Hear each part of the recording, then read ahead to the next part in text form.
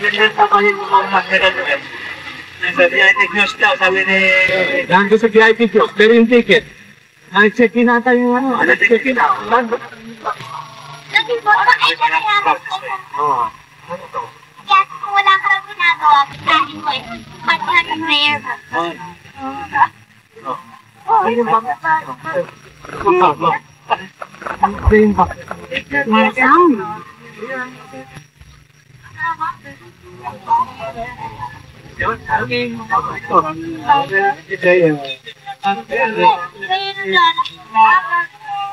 Yung folding.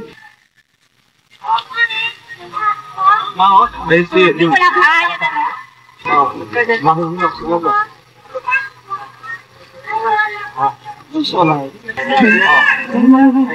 Very...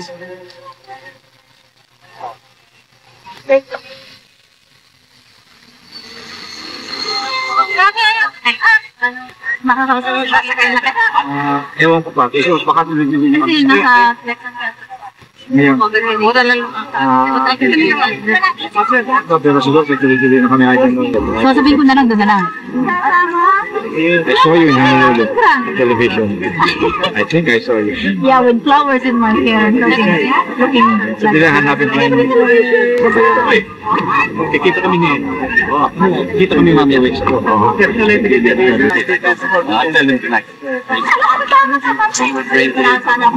Easy yan. Yung ano yung napakita.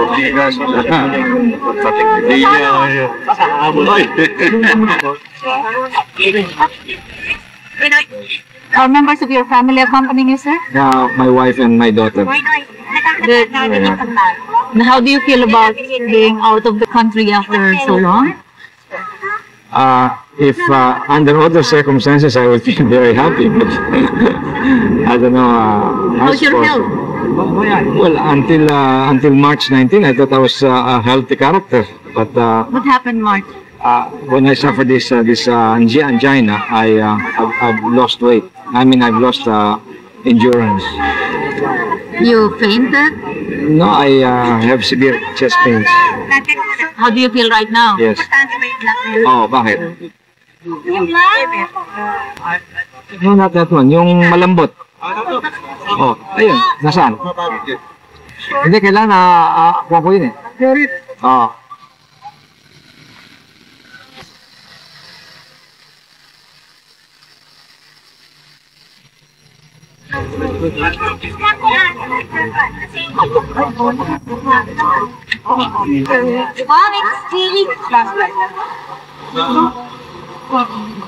Jim, mas malamig doon.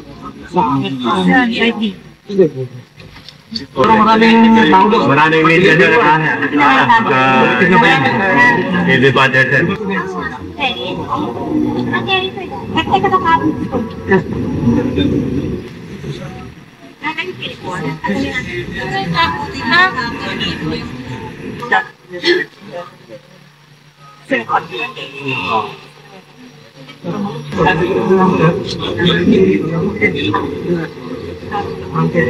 Yeah.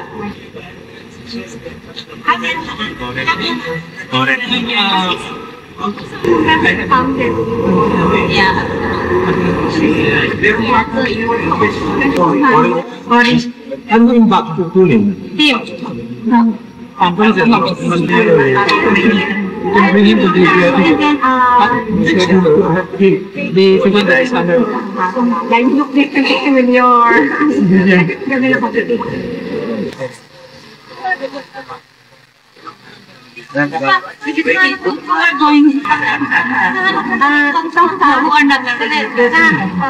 Only the doctor.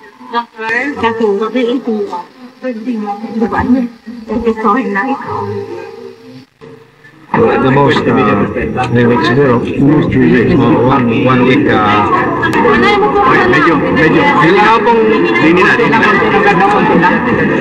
would like to thank the President for giving me permission to sit to relax. And also the Supreme Court for allowing me to go. Because the President's approval was subject to the concurrence of the Supreme Court. So I wrote the Chief Justice this morning, and I just received the Supreme Court paper approving.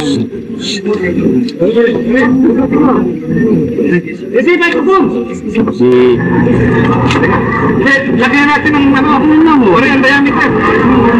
Lagyan natin ng matas tayo. Matas tayo, press. Matas tayo, press.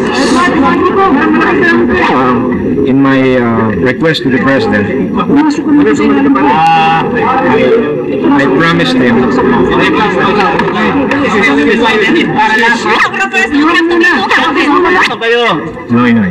Senator, you feel that your life is in any danger in this operation? I don't think so. I think this is a common operation.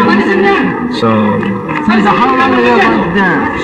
because Minister Badler told us, if we do not have this bypass operation very soon, your life might be in danger from 6 months to 1 year. Is that correct? Yes, that's correct. That's your prognosis. What is the prognosis?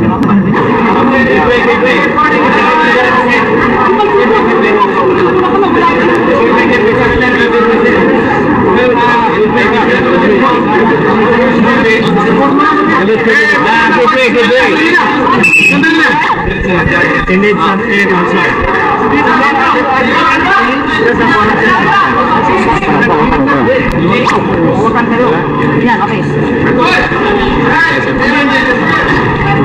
Anyway, nakabukas na yun.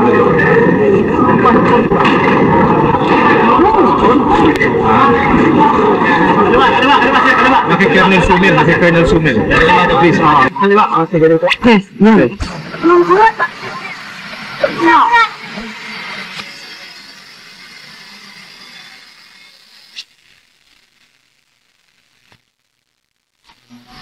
Okay.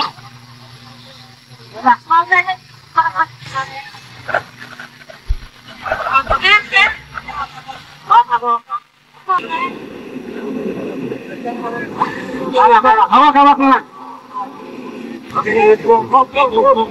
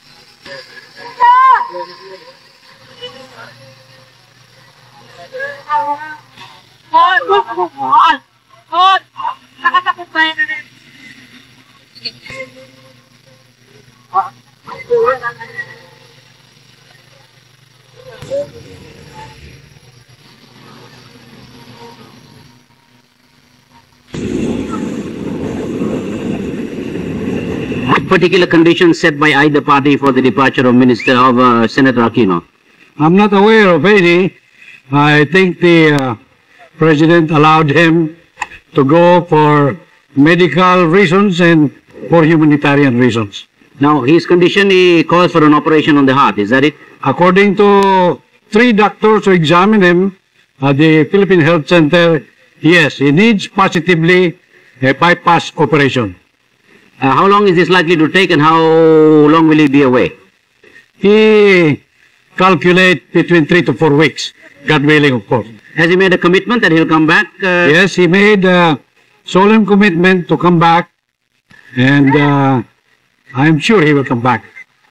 There was nothing else, no other agreements prior to his departure. None, as I know of. I feel that the President allowed him to go purely on for compassionate reasons. Was there any restrictions as far as discussing the Philippine political situation or engaging partisan politics abroad? I understand that he did impose that upon himself, and I am sure he will respect his own commitment. Thank you, sir.